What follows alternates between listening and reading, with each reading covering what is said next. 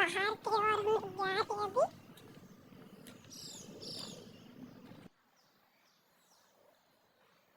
चलो वहाँ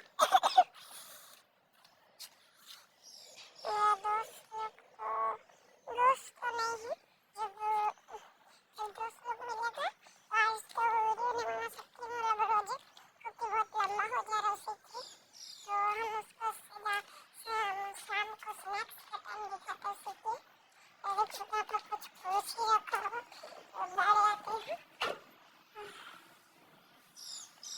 आज क्रिकेट भी खेलेंगे और वीडियो बना पाएंगे तो बात का जब हम खेल पाएंगे उसके बाद को मनाएंगे। तो अभी तो मैं कोई दोस्त नहीं है जब शाम होगा जब 6-7 बजेगा 4 बजेगा तो करीबन 6 बजे मिलते खेल खाने के बाद तो देख सकते हैं अभी स्नैक्स का टाइम हो गया है। स्नैक्स में हम खा रहे हैं आइसक्रीम। आइसक्रीम को खत्म करके आपसे मिलते हैं।